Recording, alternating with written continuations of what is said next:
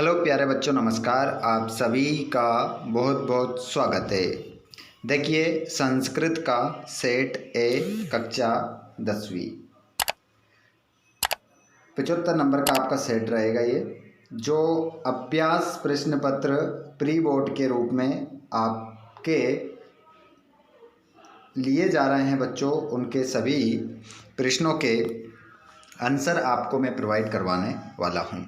तो चलिए बिना देर किए हम स्टार्ट करते हैं।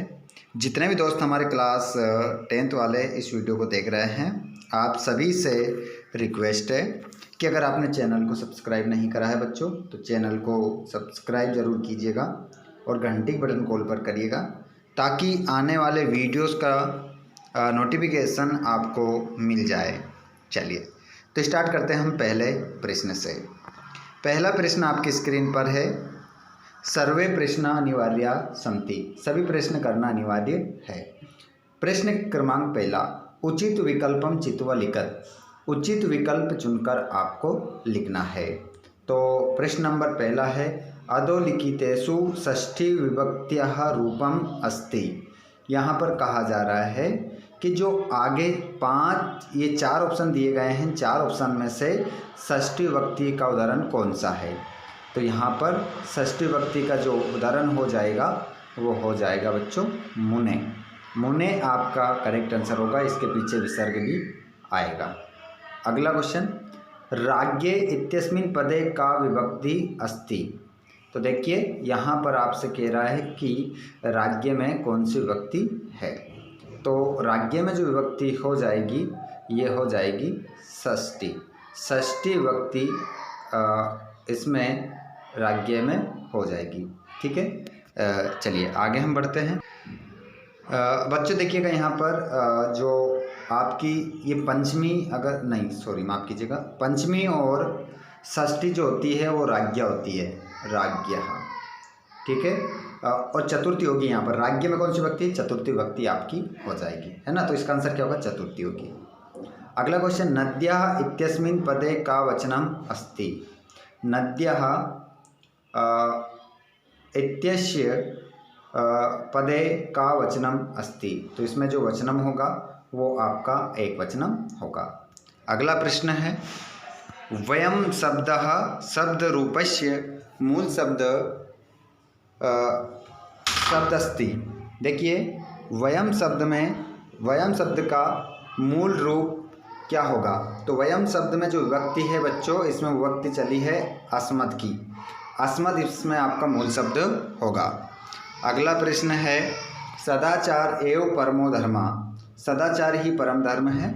इस वाक्य में आपको अव्यय बताना है। बताइए इन तीन शब्दों में अव्यय क्या है। तो आपको बता देते हैं, एवं क्या हो जाएगा आपका? अव्यय हो जाएगा। अगला प्रश्न है, अधोलिखितेषु अव्ययम नास्ति। आगे जो पद लिखे गए उनमें से कौन सा अव्यय नहीं है। तो बच्चों ऑप्शन आपको 4 मिल रहे हैं। इसमें आप जो है अपना जो सही उत्तर लगाएंगे वो लगा देंगे। देखिए ये भी अव्यय है, ये भी है और ये भी है, ये आपका सर्वनाम है। तो आंसर क्या हो जाएगा? द आपका हो जाएगा। अगले प्रश्न की ओर हम बढ़ते हैं। प्रश्न नंबर आपका दूसरा देखिए। तो बच्चों यहाँ पर आपका जो आंसर होगा, ठीक है, अब सभी के आंसरों को भी आप देखेंगे। पहला प्रश्न देखेंगे, नेष्यसि इत्यस्मिन् पदे वचनमस्ति। तो इसमें आपका आंसर हो जाएगा एक वचनम। पा धातु लिट लकार प्रथम पुरुष एक वचनम रूपम अस्ति। तो यहाँ पर आपका हो जाएगा बच्चों पाश्यति। पाश्यति आपका करेक्ट आंसर होगा। अगला क्वेश्चन, अर्हनम अर्हन इत्यस्मिन् पदे पुरुष अस्ति। तो अर्हन इत्यस्मिन् पदे जो पुरुष है बच्चों वो हो जाएगा आपका प्रथम पुरुष। स्वागतम इत्यस्मिन् पदे उपसर्ग अस्ति। तो यहाँ पर जो आंसर हो जाएगा वो सु होगा। और निस उपसर्गस्य उदाहरणम अस्ति। निस उपसर्ग का उदाहरण बताना है तो आपका निस्तेज हो जाएगा। अगला क्वेश्चन, वर्तते इत्यस्मिन् पदे धातु अस्ति। तो वर्तते में जो धातु होगी बच्चों वो होगी वर्त। अगला क्वेश्चन देखिएगा, आमना वाला। शुद्ध वाक्यानां समक्षम आम, अशुद्ध वाक्यानां समक्षम न इति लिखत। देखिए बच्चों यहाँ पर आपका जो आंसर है वो सही रहेंगे। क्रुद्ध सिंगा वने वस्ति अस्मिन वाक्ये विशेषण पदम सिंगम अस्ति, तो इसका आंसर क्या हो जाएगा? ना। पहले का क्या होगा? ना। निर्बल कृषकः अस्मिन वाक्ये विशेष्य पदम कृषका नास्ति, यहाँ पर कह रहा है कि ये विशेष्य पद नहीं है, तो इसका भी आंसर क्या हो जाएगा? ना हो जाएगा। अगला क्वेश्चन, काताराः इत्यस्य विपरीतार्थक पदम अकातारास्ति, तो इसका तीसरे का क्या हो जाएगा? आपका आम हो जाएगा। तीसरे में क्या लिख दोगे आप? आम। अब चौथा वाला देखेंगे हम। संपन्नम इत्यस्य विपरीतार्थक पदम विपन्नम भवति, इसका भी क्या हो जाएगा? आम। ठीक है। और शिव इत्यस्य पर्याय पदम शक्रः अपि अस्ति, तो इसका क्या हो जाएगा? ना, क्योंकि ये तो इंद्र का पर्यायवाची है। और अग्नि इत्यस्य पदम समानार्थी पावकः अपि अस्ति, तो इसका भी क्या हो जाएगा? आपका आम हो जाएगा। ठीक है। चलिए अगले प्रश्न को हम देखते हैं, प्रश्न नंबर 4 के रूप में। इसमें आपको जोड़ी मिलाना है। जोड़ी आपको सही साथ मिलाना है। नवभालिका, ठीक है। तो नवमालिका है ये, तो नवमालिका में आपका समास हो जाएगा कर्मधारय समास। द्वंद्व समास का उदाहरण हो जाएगा पित्रो, शरण प्राप्ता शरणम प्राप्तः, मनोरथः विसर्ग संधि, उमेश मदनीश, वागीश वाग्दनीश। इस प्रकार ये जोड़ी मिल गई। आगे बढ़ते हैं हम अगले प्रश्न की ओर।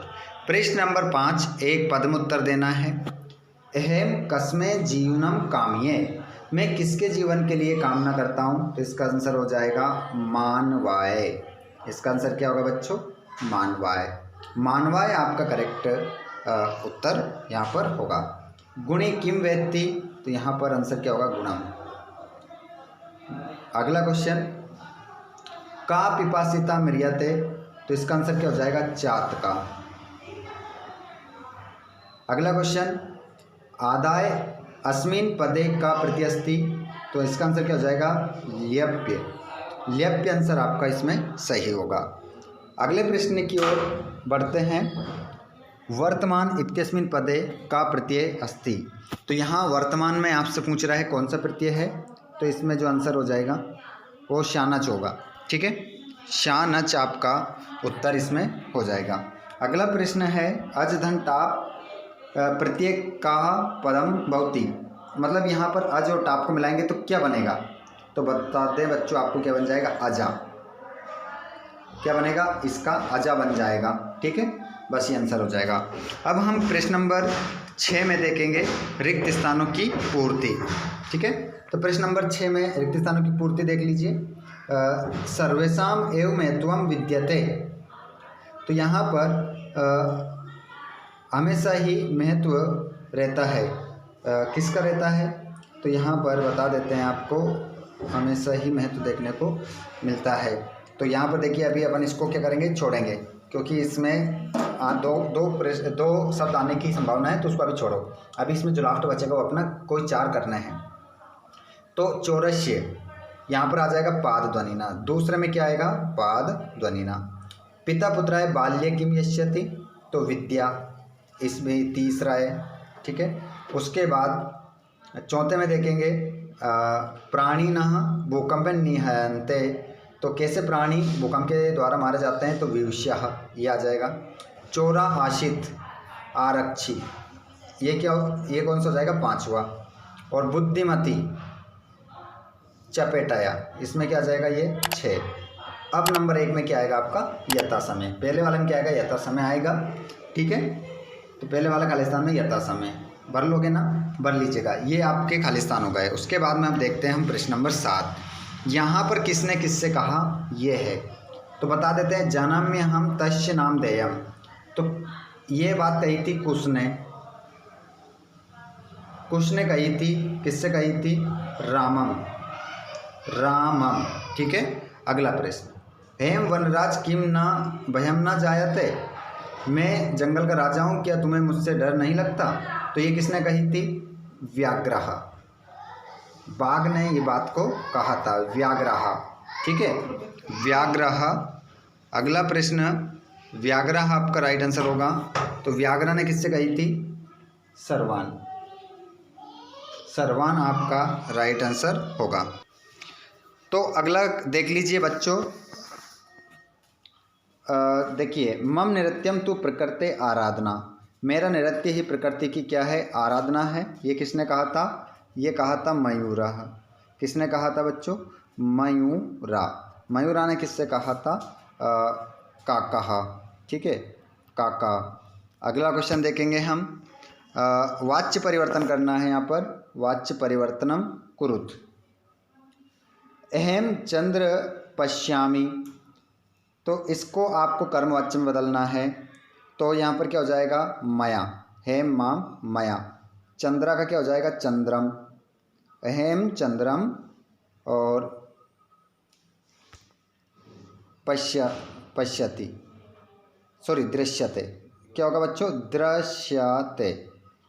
क्या हो जाएगा, दृश्यते।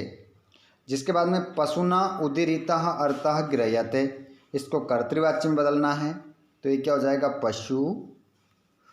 उदीरिता का क्या हो जाएगा, उदीरितम, और अर्था का क्या हो जाएगा, अर्थम। गृह्यते के क्या हो जाएगा, ग्रह या गीयते। ठीक है, गीयते, गीयति, आपका आंसर यहाँ पर हो।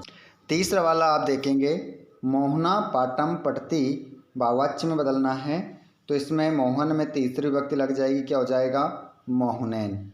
ठीक है, पाटम का पाटम ही रहेगा और पटती की जगह हो जाएगा पटियते, पट्यते।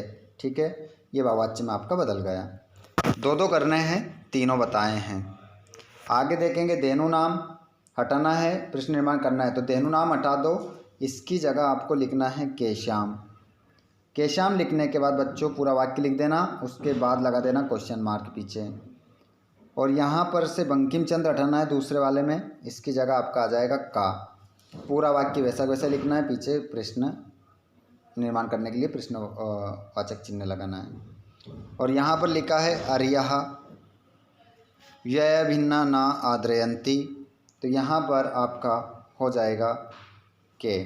ठीक है, आगे बात करें हम, अशुद्ध वाक्य को शुद्ध करना है। तो श्री गुरु की जगह क्या हो जाएगा, गुरुवे। पूरा वाक्य वैसे ही लिखना है, हो जाएगा सही। और मम की जगह लिख दो मय्यम, मय्यम लिख देना, हो जाएगा सही। और अश्वेन की जगह क्या लिख दो, अस्वात। पूरा वाक्य वैसे ही लिख देना, अस्वात, आपका वाक्य सही हो जाएगा। जिसके बाद में आपके प्रश्न आते हैं 2-2 नंबर के। इनके सभी आंसर आप देख लीजिए अच्छे से, क्योंकि ये हमने भी डाल रखे हैं। जैसे यहाँ पर सिक्का हटाना है, लोके में तो भयात कम उच्चते, तो इसका आंसर क्या हो जाएगा, बुद्धिमान। बुद्धिमान लिखना है केवल, बुद्धिमान आपका आंसर होगा। ठीक है, बाकी प्रश्न भी आप बच्चों यहाँ पर देख सकते हैं, कोई दिक्कत नहीं आएगी, किसी प्रकार से आपको देख सकते हैं। यहाँ पर सभी प्रश्न के उत्तर हैं। इनमें से जो प्रश्न आपको, सभी प्रश्न के उत्तर आपको मिल जाएंगे, आप कमेंट करके बता देना। इनमें से एक भी प्रश्न आपका नहीं छूटेगा, क्योंकि ये सब अपठित गद्यांश है, कुछ पठित गद्यांश हैं। इनके उत्तर आपको इसी में से पढ़ के देना है। क्वेश्चन नंबर 22 में आपको अवकाश का प्रार्थना पत्र लिखना है, और ये निबंध है, नीचे आप देख सकते हैं। तो बच्चों, यहाँ पर पूरा पेपर का सॉल्यूशन हमने किया है, और कुछ क्वेश्चनों के आंसर आप लोगों को ढूंढ कर लिखना है, तो उसको पूरा कर लीजिएगा। इस प्रकार आपका पेपर रहेगा, और इसका सॉल्यूशन हमने देखा है, और बाकी पेपर के भी हम देखेंगे। तो आप चैनल को सब्सक्राइब करके घंटी बटन कॉल पर रखिएगा, ताकि सभी वीडियोस आपको मिलते रहें। धन्यवाद, थैंक्स फॉर वॉचिंग। आप सभी को शेयर कर दीजिएगा।